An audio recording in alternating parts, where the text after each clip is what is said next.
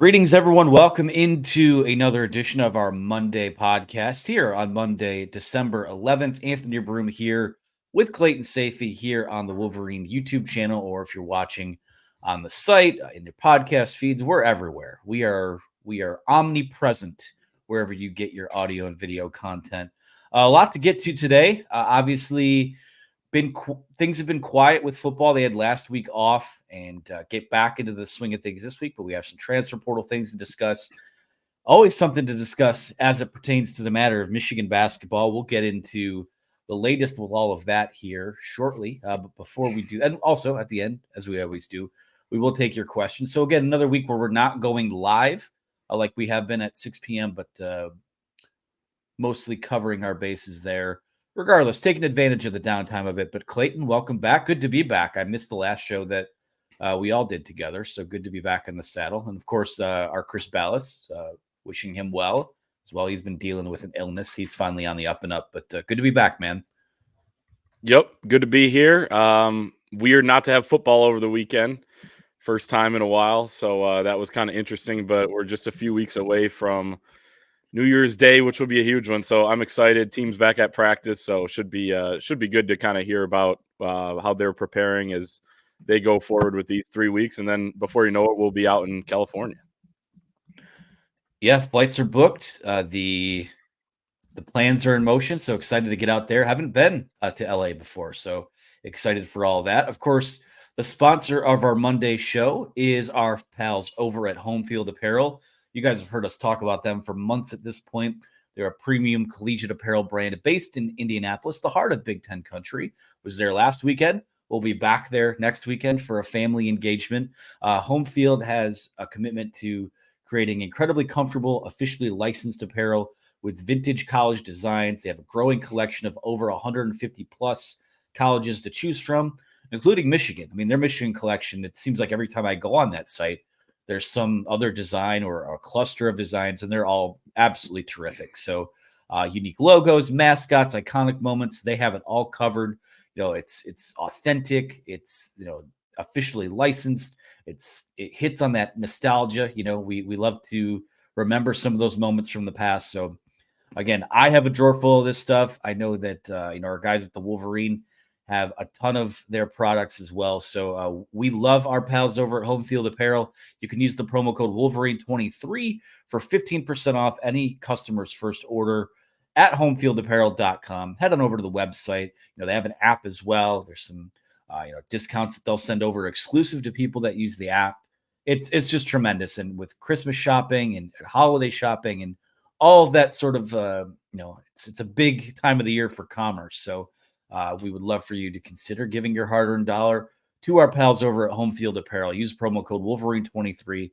Code is good for 15% off your first order over at homefieldapparel.com. So shout out to the gang over there.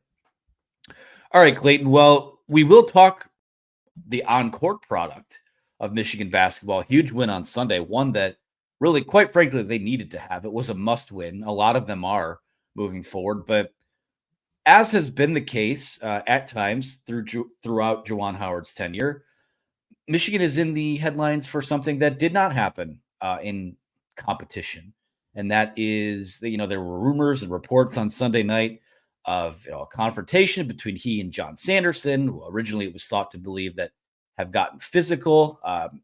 Since then, seems like people have backed off of that. But I'll just read it from Brendan Quinn of The Athletic here. With all the rumors and stuff going on, he writes, according to a university official with direct knowledge of the matter, Howard's status as Michigan's head basketball coach is unchanged. A confrontation between Howard and longtime U of M strength and conditioning coach John Sanderson in a team practice late last week is being explored and is going through a university review process. It is university procedure for such a review to be conducted outside of the athletic department. Multiple sources say claims of punches being thrown in the aforementioned altercation are inaccurate. Sanderson did not travel to Iowa with the team for Michigan's game at Iowa on Sunday. He did not return a call for comment. According to a university source, Sanderson remains part of the program. It's worth noting as well, Juwan Howard remains under a zero-tolerance policy instituted by U of M after striking a Wisconsin assistant coach in February of 2022. Listen, I mean, this is first of all, you have to be careful about what you say about it because it is something that's being investigated. But at the same time, this Juwan Howard situation has been so odd to me. You see it in the way that he's been sitting on the bench. He's back, but he's not really back. He's an assistant, but it's still his program. The vibes have kind of been weird all year, even before this.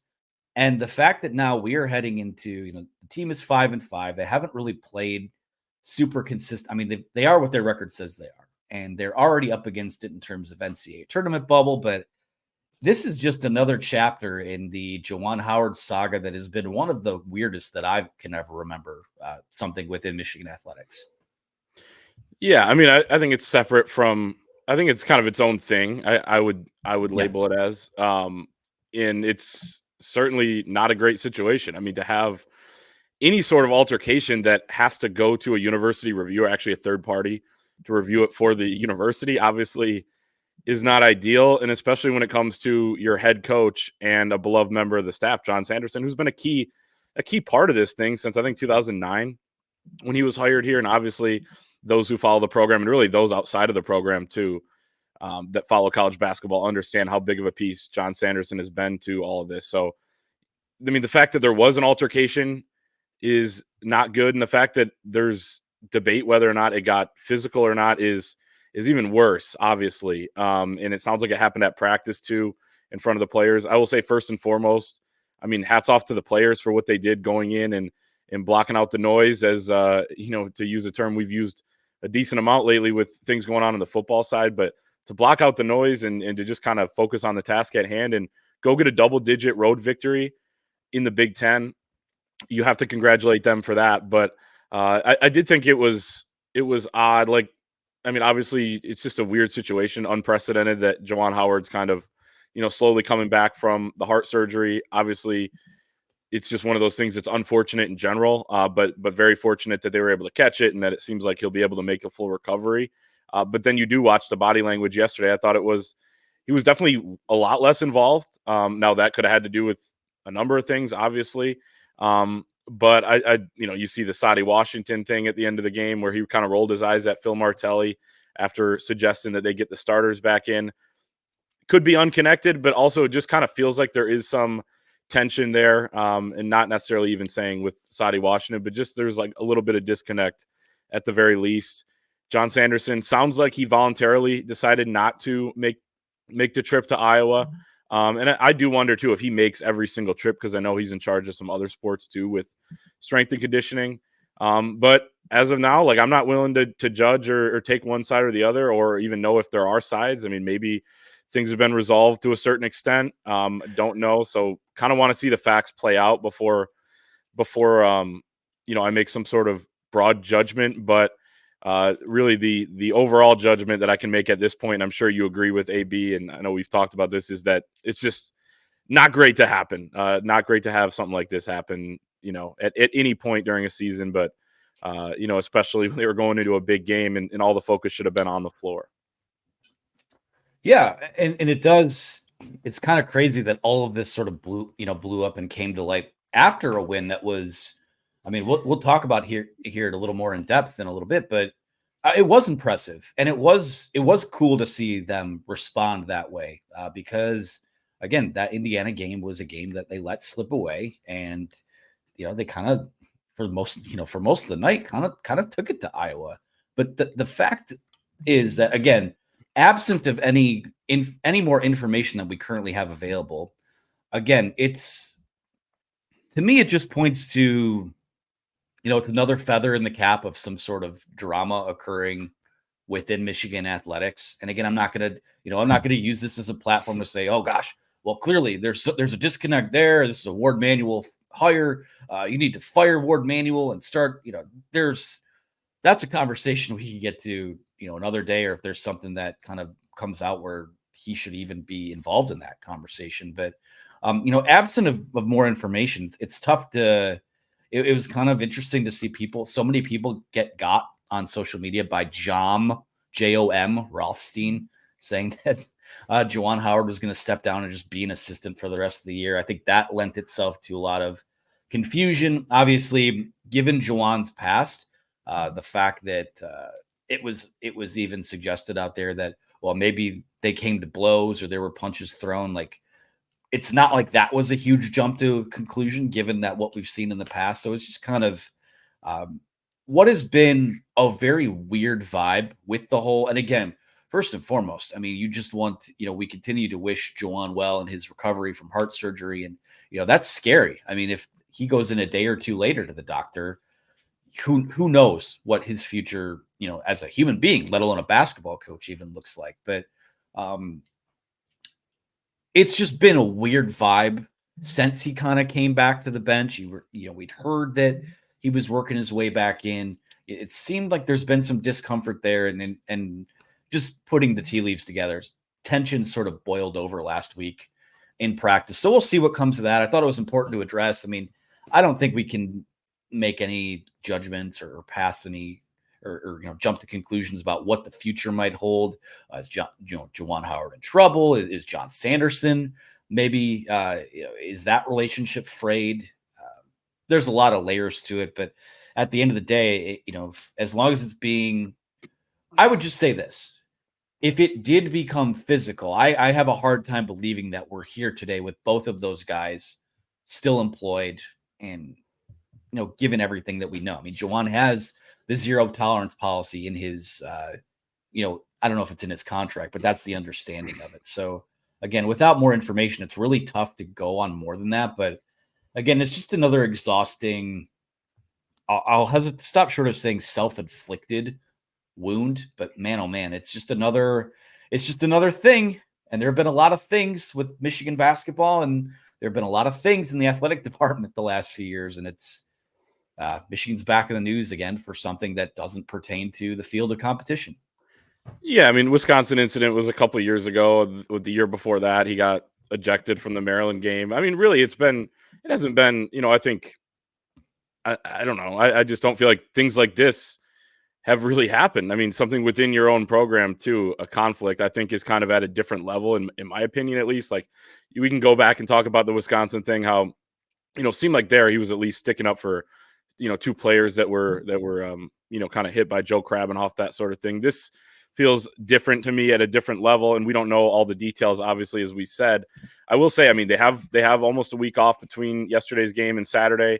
You would hope that whatever process they're going through right now in terms of the review gets completed pretty swiftly here, and they can kind of figure out what the next step is with this situation before Saturday. That would be the hope from my standpoint.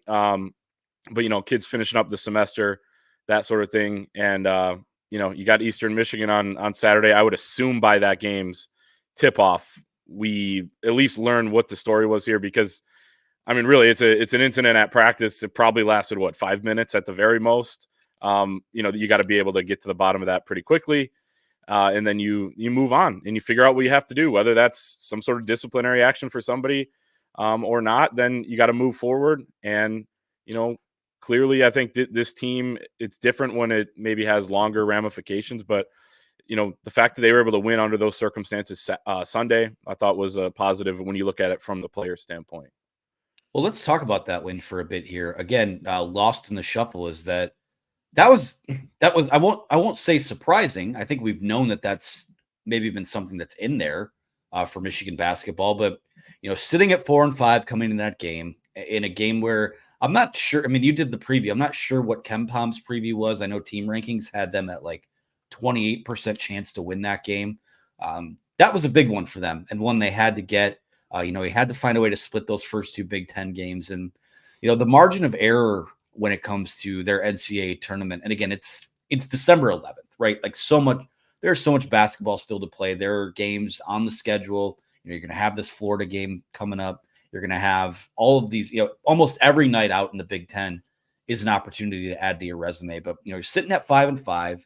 You go to Iowa, which has been a really tough place for this team to play over the years. And, a Fran McCaffrey team, you're going to get into an offensive shootout with them. And, I thought the defense for the most part was pretty good in that first half, but you were going to get a counter punch from Iowa. And I liked what I saw from those guys. Terrace Reed had his best game of the year, best game of his career statistically.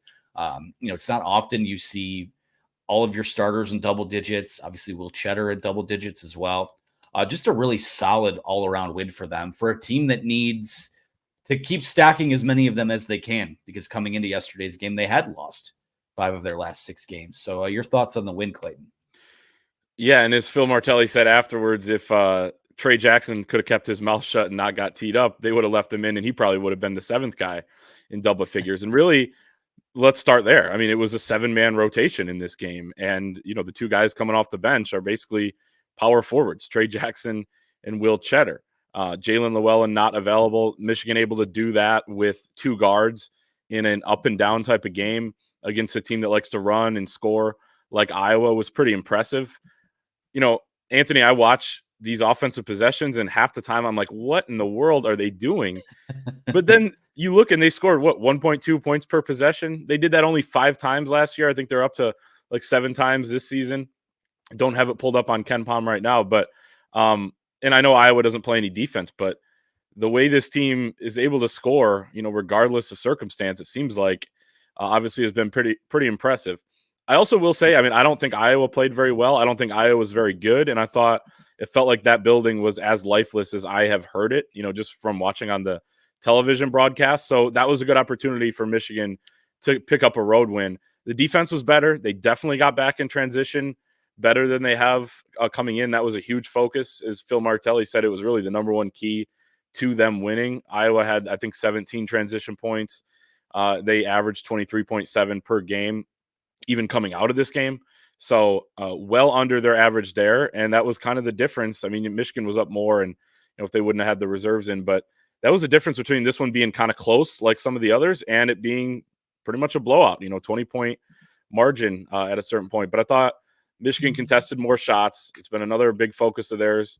At the same time, Iowa missed a decent amount of open looks, 2 of 16 from 3 outside of the last minute. And then you have the stat that they were 16 of 41 on non-layups or dunks.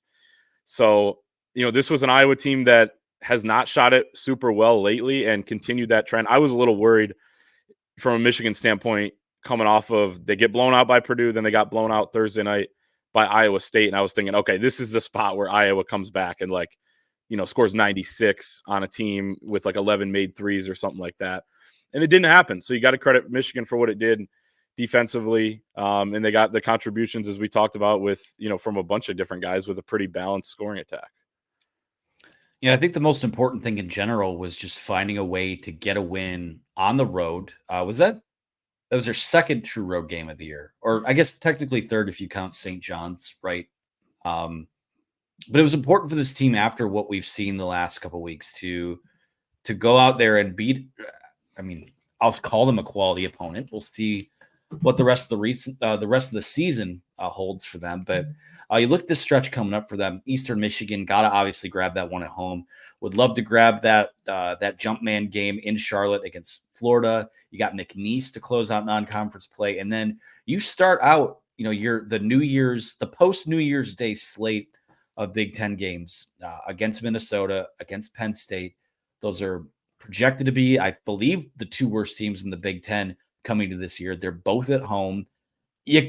To me, and you don't want to get into the game of, this is a must win or this early in the year, but kind of feels like if this team is going to bring itself back, so to speak, that at a minimum, these next 5, you're looking at 4-1. And if you go 5-0, I mean, you're feeling great about it, but that's what needs to happen moving forward. Because, there's already just not a ton of, you look at back on this non-conference slate, and I know the 2 Big Ten games are in there too, but there's just not a whole lot, really not anything to hang your hat on there.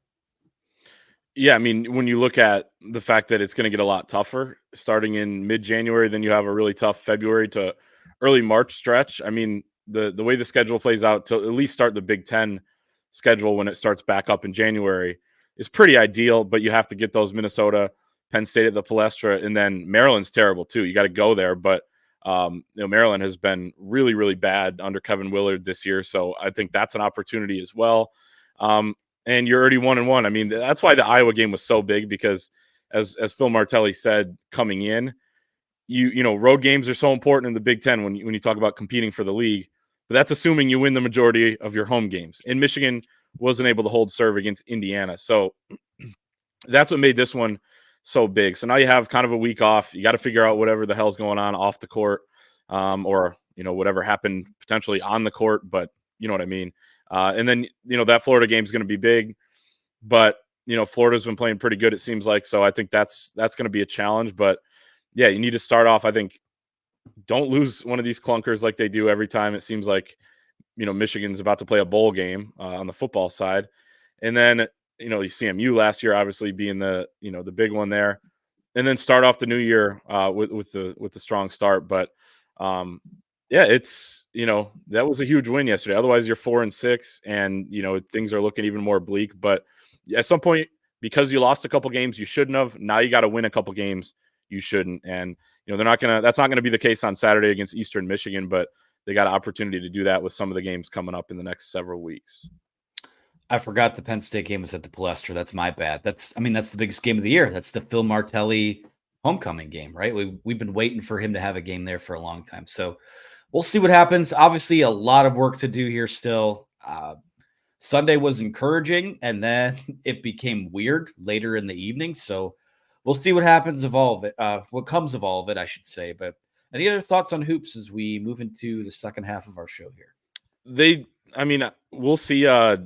Jalen Llewellyn status, obviously not good that he was, unavailable. It seemed like they said on the TV broadcast that he maybe tweaked something, or, maybe he just didn't respond well from a couple weeks of being on here.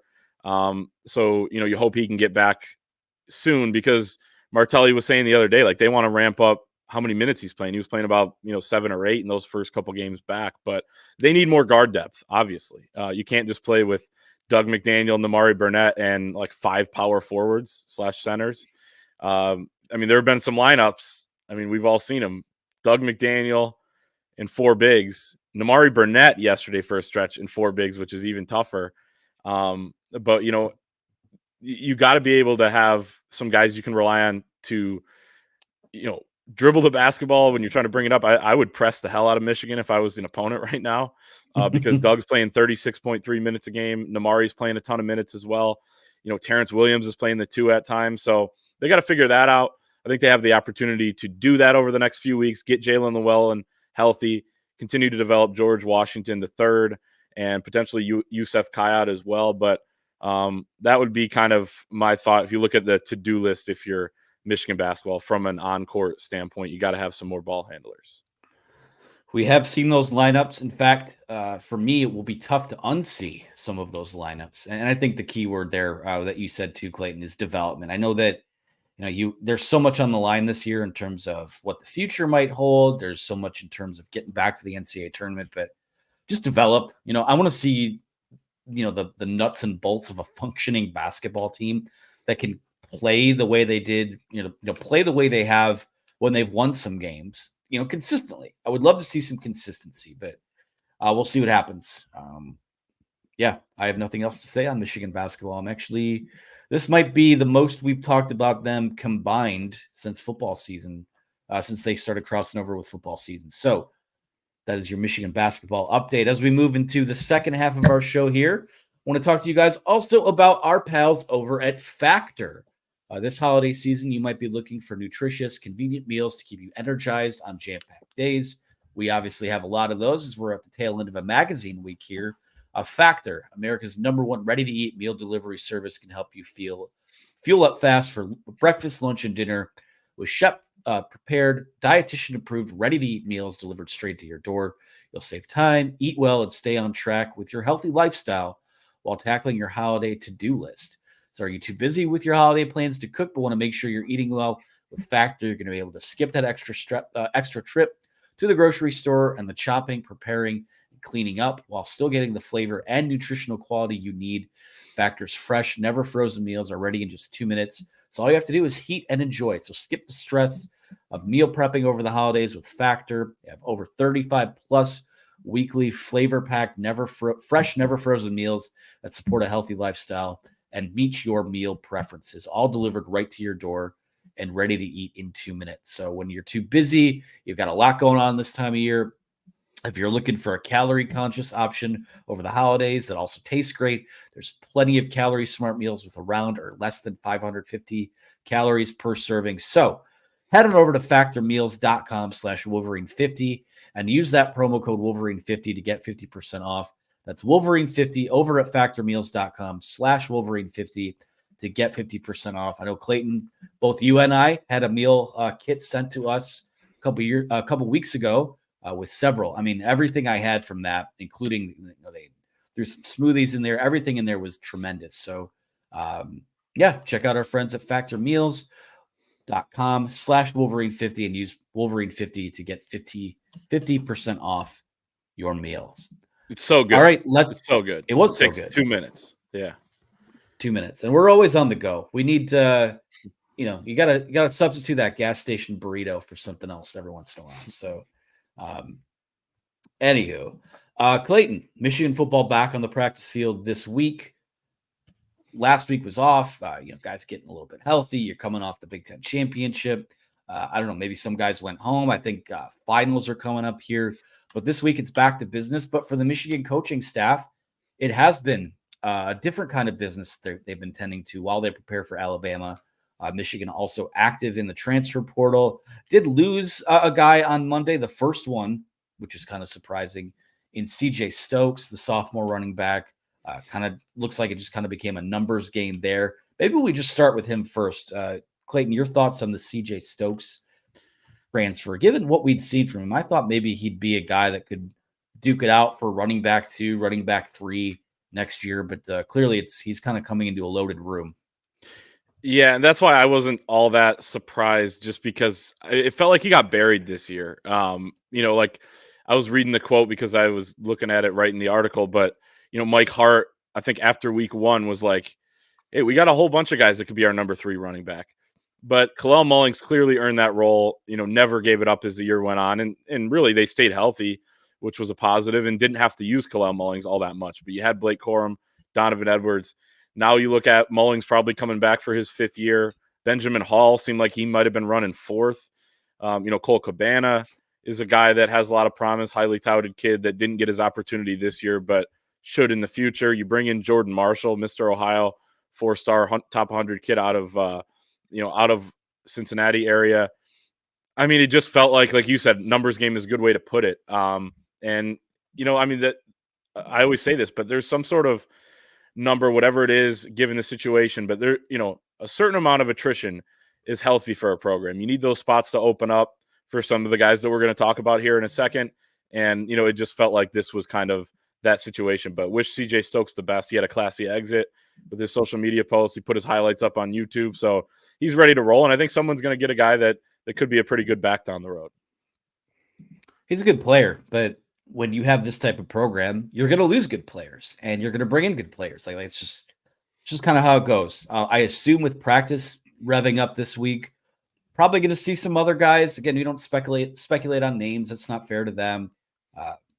But we'll see. There are guys that, if you thought highly of before and didn't see them play a ton this year, I think, even in this era, anyone could enter the transfer portal. So we'll see about Michigan guys that potentially exit this week. I would assume that this would be the week that starts trickling out as they start to put together that travel roster for the Rose Bowl. But, you go back and you kind of, I know you guys discussed Dante Moore and some of the other portal pursuits in that show on Thursday, but right now it seems like you're not seeing a plethora of offers go out there. We know they've been in contact with Dante Moore. We know Donovan McCulley, the wide receiver, former quarterback from Indiana, has been in the mix. Joey Slackman, the Penn defensive lineman. Upton Stout, I believe, is visiting here soon. Michigan had Jayshawn Barham, the linebacker from Maryland, who some people might remember that was the guy that picked off J.J. McCarthy in the end zone of that Maryland game. He was in town on Monday for a visit. So we're starting to see, at least a hot board take place. And, we could go through each guy and do all that stuff. But I'm curious, Clayton, when you look at all of these guys that are on the board right now, and there will be more names that emerge too, but who's that guy that you're saying, of everyone that's out there, this, X player is the guy that would maybe have the biggest impact or the most important target as of right now? That's a good question. I mean, for me, it's you got to start at quarterback. But I do feel like Michigan's in kind of a weird situation with not knowing what JJ McCarthy is going to do.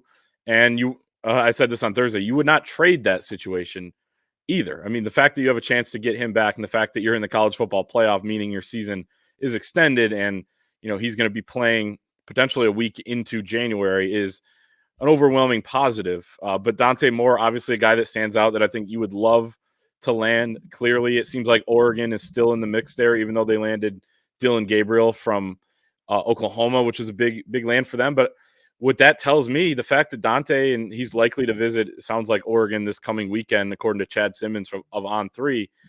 I mean, that tells me that he is serious about the word we keep hearing with him, which is, he's focused on development. He went somewhere where he could play right away last year. Now he wants to, I'm sure he'd love to play, but at least get developed and understands that this is kind of a long game. And I think he understands that teams like Oregon, teams like Michigan, you can win at and be developed, turn into a pro, could be a really good situation for him. So I guess I would start with him, but I mean, there are guys out there, and Upton Stout is on campus as we speak as well. So I mean, you have some guys visiting. A year ago at this time, they had a couple commits from transfer guys. This year feels like it's a little bit slower, but maybe that's just kind of how it's developed based on some of the needs they have. But I mean, Jayshawn Barham, it seems like every time a linebacker makes a play against Michigan, Michigan just goes and gets him in the transfer portal, like Ernest Hausman last year with his sack on JJ at the Big House last November. So I think that would be a good one. Linebacker's a position. If Junior Colson, who just won the Lot Impact Trophy, if he departs, you're gonna have a bit of a need there. But nickel, I think with Upton Stout, the Western Kentucky corner is also something that you could.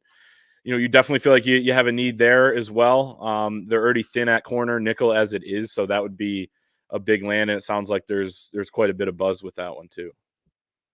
Yeah, and I think we may even have a question about it later, but in terms of numbers, it doesn't feel like this is a year where they're going to get, last year it wound up being 9 guys, right? I think maybe we're looking at 4 or 5. Again, it's premature for me to even speculate on that because we don't know what needs they'll truly need to fill, depending on who comes out in the draft and things like that. But to me, I do look at Donovan McCulley as someone that interests me. I mean, he's 6'5", 200 pounds. We saw him play well this year. He actually had that touchdown pass in the game against Michigan, Indiana's only touchdown. But, he led Indiana in catches. He had 48. He had 644 yards. He had 6 touchdowns. And, when you're going to lose Cornelius Johnson, and I think I'm leaning towards them losing Roman Wilson, but then again, JJ McCarthy comes back.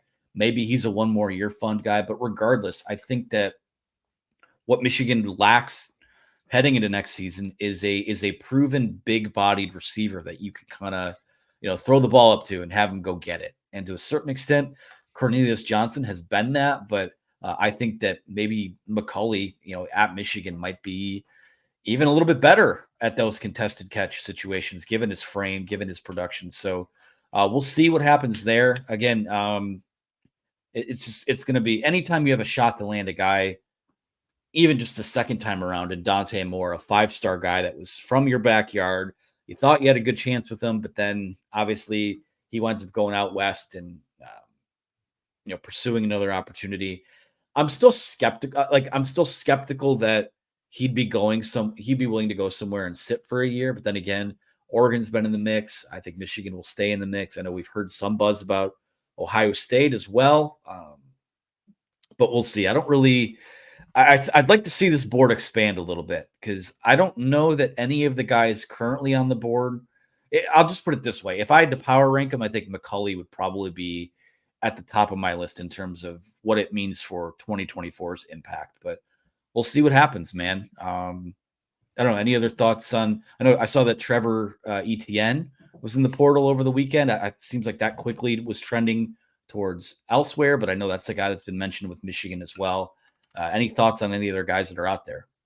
Yeah, it seemed like it was like the worst kept secret in college football that he was going in the portal. I know our Chris Ballas mentioned him a couple weeks or maybe a week or so before he entered the portal. And then as soon as he entered, I mean, there was buzz when you read, reports from Georgia sites, and Alabama people are asking about him, and it seems like everyone kind of knew he was going in, which makes me feel like he was putting feelers out there to a lot of the big time programs. So it seems like Georgia has generated quite a bit of buzz there early, which is crazy. Like in the Big Ten, you wouldn't necessarily see a rival to rival transfer. I mean, rarely, and I'm sure we will see it, as we go forward here in this kind of new era of college football. But the SEC, it's like it's just a no brainer. If you go from Florida to Georgia, you can do it and run behind that offensive line, that offense, and win a bunch of games there. So yeah, feels like that might be the likely spot, but again, don't know at this point. But yeah, it'll just be interesting to see how their strategy evolves and how they kind of balance all of it now that they're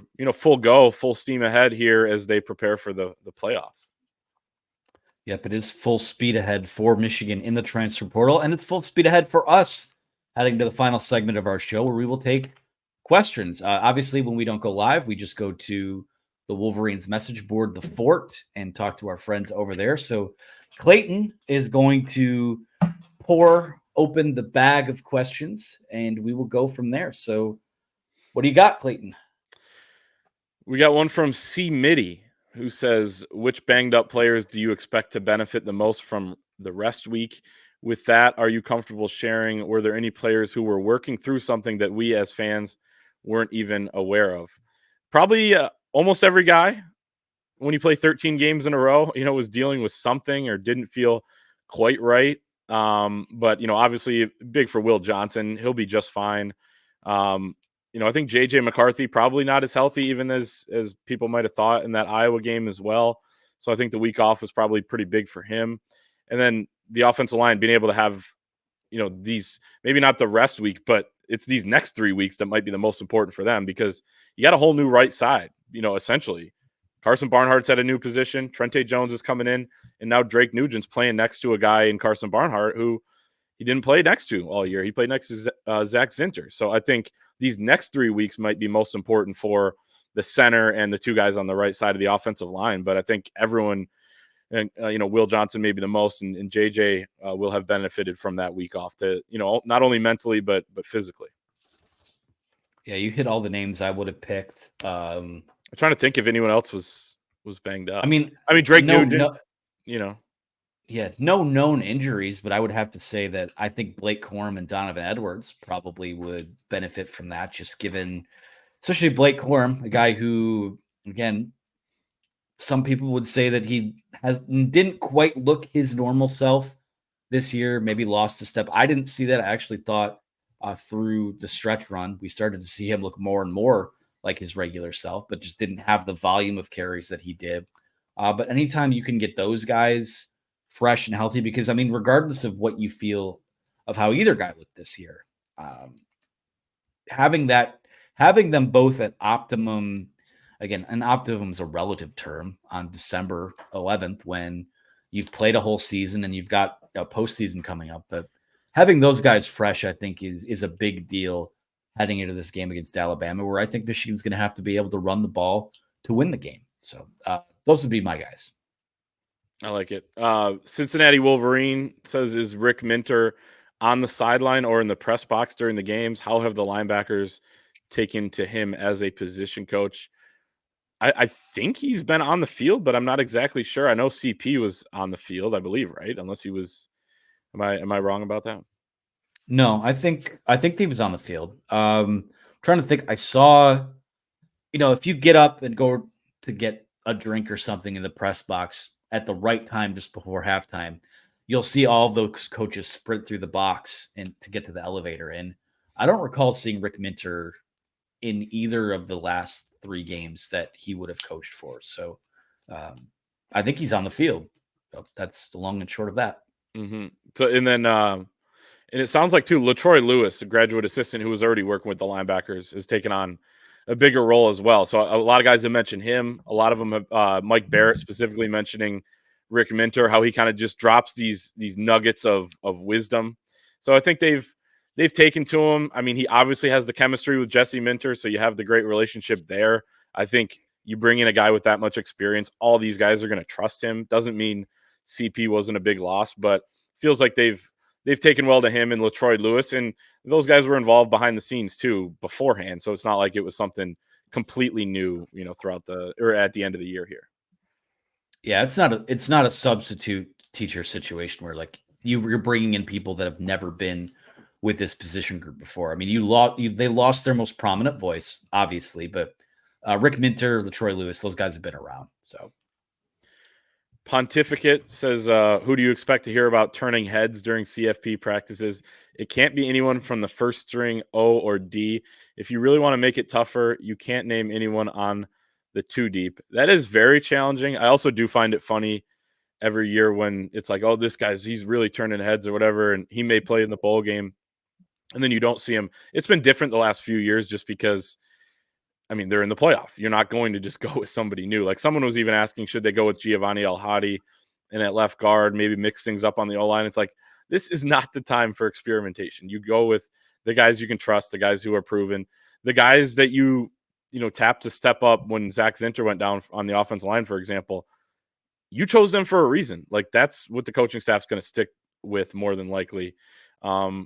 You got any names that come to mind? Guys outside of the 2 deep, that's kind of a tough one. I would say maybe some of the wideouts like a Carmelo English or Fred Moore, and you could see maybe guys on the O-line. I mean, I know Andrew Gentry's in the 2 deep, but someone like him, as people start to pay more attention to and be willing to talk about those guys that could be in bigger roles next year. I feel like a guy like Ben Hall or Cole Cabana, those seem like candidates. Fred Moore was a name that popped in my head. Zach Marshall at tight end is a Jim Harbaugh favorite, and he likes to use that term man growth. He's a younger guy, so he has another year of man growth ahead of him.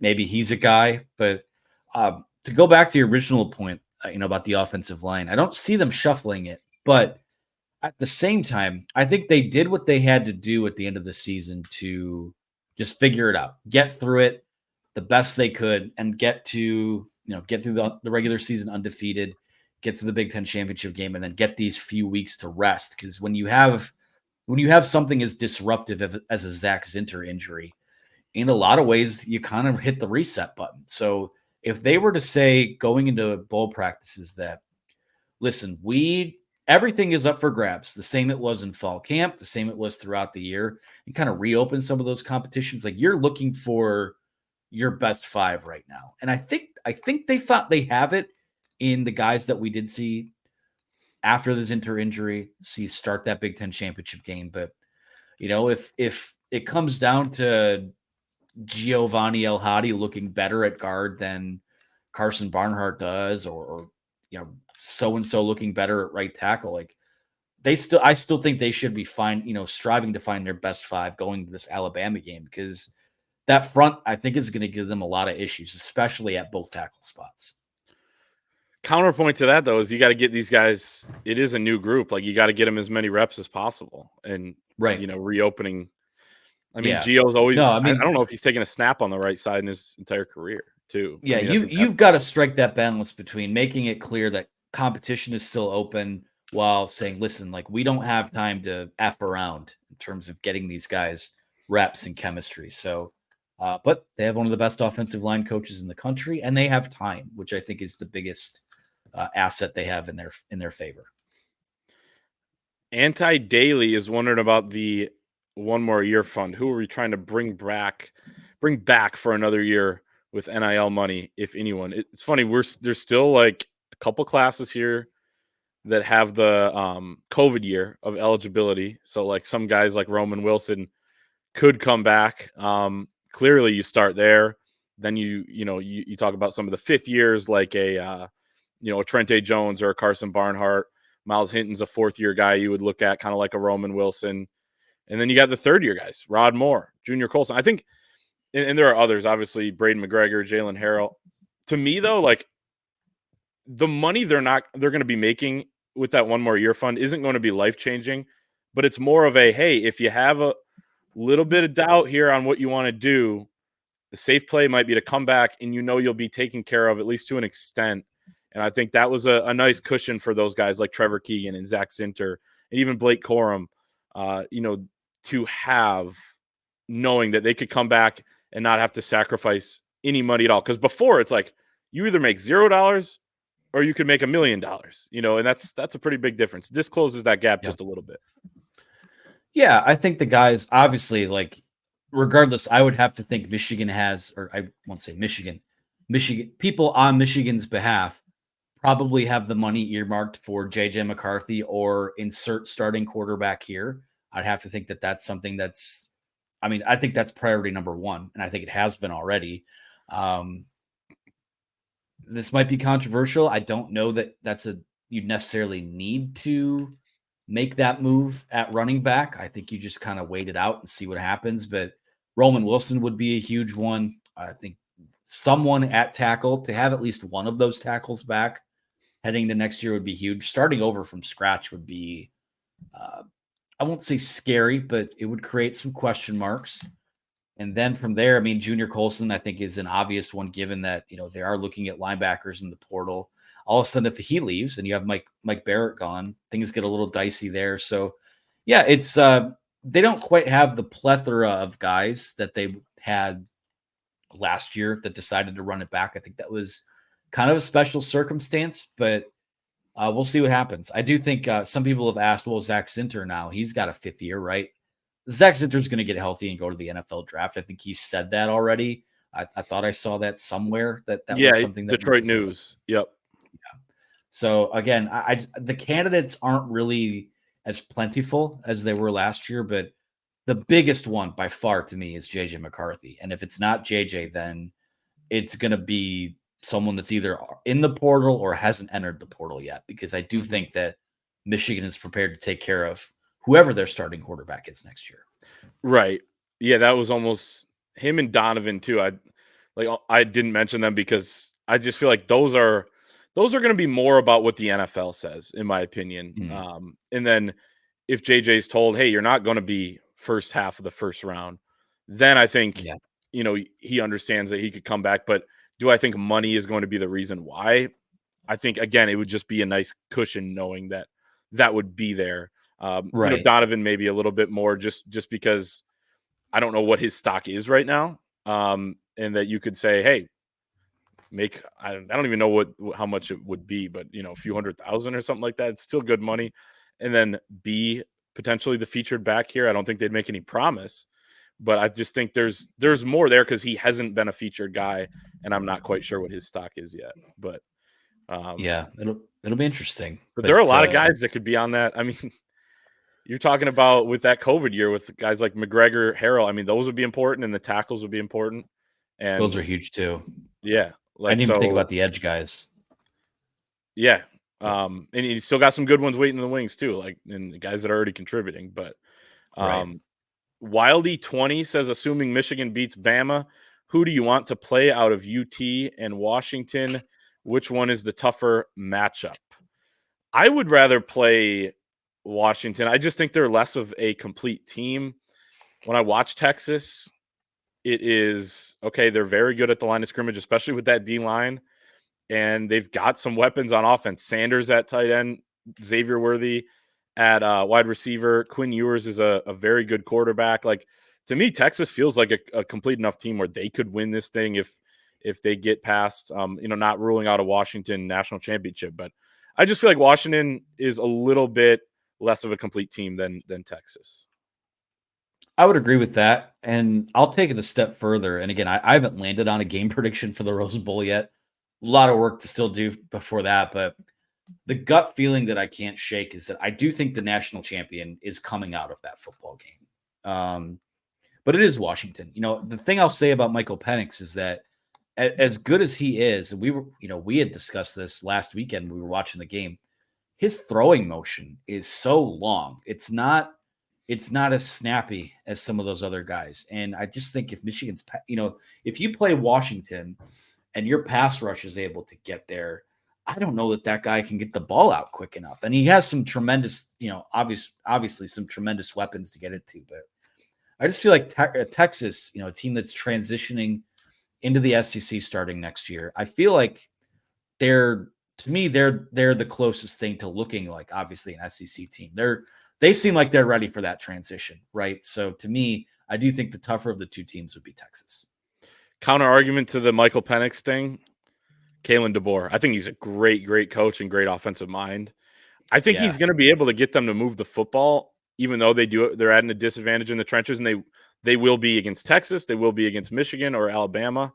Yeah. But when you do have an element, like there is something to it, and this is why I thought Maryland could stay in the game against Michigan coming into the year, and then I didn't predict it to be close at the time. But when you kind of just sit back and look at a team like Washington's going to be they already are an underdog to Texas. They would be an underdog in the national championship game. But when you have a passing attack that's dangerous, it gives you a chance. It's like a team that can shoot threes in the tournament. It just gives you that chance, that element that if they do create those big plays, like they're going to beat you. And I have no issue saying that. I think Penix he's the best quarterback in this field. I won't say it's by far, but when you have the best quarterback, and quarterback play so often it's going to determine what happens in the Rose Bowl. I agree. Who plays better, JJ McCarthy, Jalen Milroe. But at this time of year in this 4-team playoff, those quarterbacks that rise above, that's the separator. And I think you can make the argument that despite how Washington might match up with everyone else, they might just have the best college football player in this entire field. So it's going to be true. I think this playoff is going to be awesome. Sugar Bowl is going to be awesome. We'll see the lens by which we're viewing it after the Rose Bowl, but I think this playoff is going to be so much fun. It's going to be great. Also interesting, all three other quarterbacks, other than JJ McCarthy, are transfer quarterbacks. There was a time when everyone was like, ragging on Jim Harbaugh in Michigan, being like, they can't develop their own guy. They keep bringing all of these transfer quarterbacks, but no one gives them credit anymore for finding and developing JJ McCarthy. The game has changed, certainly. But this kind of leads us in, if you have comment on that, and then our next question kind of ties in too. But yeah, something interesting I saw was that I think from the class of 2021, of the top, I don't remember what the exact number was. Maybe it was the top 8, top 10 guys. McCarthy's the only one of those guys that's still at the school he committed to. So that just kind of goes to show the validity, the fluidity of all of this as well. So, and then maybe this is probably our last question, Clayton. I agree. Viva Las Vegas says, would it really be productive to have Jaden Davis, and Dante Moore in the QB room next season? It feels like that's a portal transfer waiting to happen for next season, especially if Underwood or another high-profile QB commits to Michigan in the 2025 class. I think it would be productive, and I think you have to start shifting your mindset a little bit when you look at this, especially at quarterback. There is going to be a guy that leaves probably at some point. There are going to be departures. There are going to be additions. But you want to build it as best you can, create competition, and understand that the best guy is going to win. We just talked about it. There are guys moving around at quarterback all over the place. Dylan Gabriel's the starter for a good Oklahoma team, transfers to Oregon this year. Like, there are guys leaving good situations, if not great situations, let alone, guys that maybe don't feel like they're getting the playing time they deserve. So that's just going to happen either way. And you can't guarantee these guys are going to stick around. So you got to cover your bases and bring in as much talent as possible. That's how I will quote Mike Tomlin on the topic of having too many good quarterbacks in the room. We do not care. Like, okay, fine. Someone transfers, fine. When did he say that though? Because they don't. Well, it wasn't. I'm saying it in reference to having too many good quarterbacks. The Steelers. Oh, I got you. I watched them start Mitch Trubisky over the weekend, so that's. I got you. Obviously, they do not have that issue, but I do not care if it's JJ McCarthy, if it's Dante Moore, Jaden Davis. It'll all sort itself out. It's I don't think the Cade JJ thing, I think, proved that there was no politics involved. This was the best player winning the job and the other guy choosing to move on. That's going to happen. And when you're a team, it goes back to bringing it for full circle with the CJ Stokes thing. When you have good players and you have good competition, some guys aren't going to play and they're going to go play somewhere else. You just have to make sure you develop the guys that do stick around. And I think that Michigan has. So that's not something I'm worried about at all. Like, you just need to have, that's a very different quarterback room than having Wilton Spate, with a broken back, John O'Corn, a freshman, Brandon Peters. Like, that's just galaxies beyond what that was. So that you just deal with that. For sure. Can we do one more? Yeah. Jo Blue 87 says, "Are pancakes considered dessert or breakfast food?" This confuses me. I don't know how. I mean, maybe I was just, I don't know, if something different part of the country or whatever, but it's breakfast food. I mean, dessert. I mean, you could eat it as dessert, and like I've had it late night sometimes, but are you kidding me? I can't Am I even wrong? compute it being dessert. Okay. I've never craved a pancake for dessert. I've had crepes for dessert before, but pancakes, Say you that's like breakfast. crepes. I do like crepes. I'll say it. I don't get my arm broken Okay. for saying that. So, Okay. yeah, I mean, you can certainly, I was at a hotel over the weekend where they had again, this goes into waffles and we're off the rails now, but the waffle bar had like crushed Oreo pieces, like chocolate sauce. And like, now once you get into that realm, you kind of start talking about dessert, but Yeah. stack of pancakes. I remember when I was a kid, we had some kind of like kids meet and greet with Grant Hill, and this may have been the start of my journalism career. By the way, I raised my hand and it was a Q&A, and I raised my hand and I asked what he ate for breakfast every morning, and Grant Hill said he started every morning with a giant stack of pancakes. So Wow. if Grant Hill said it, I'm sticking to it. There you go. I love it. So, well, that's a good place pancake talk is a good place to end today. Clayton, thank you for your time. Thank you for to our listeners, our followers, for sticking with us throughout the hour. Thanks for the great questions. Be sure to like and subscribe. Like this video, subscribe to the channel. I saw a stat the other day that 85% of the people who watch YouTube videos don't subscribe to a channel. Don't be that guy. Don't be, you want to be part of the cool kids club, the people that do subscribe. So do that for us. You can also use that promo code UM1 to get premium access over at thewolverine.com. $1 will get you 2 months of access, and there's a lot of it behind the scenes. So be sure to do, and that gets you on the message board to ask us questions as well. So appreciate that. You can obviously get us wherever you listen to your podcast. We're here on YouTube, have the post up on the site as well with the video player. So thank you guys so much. Thank you, Clayton, for your time. Thank you, Michigan fans. And we will talk to you again next time.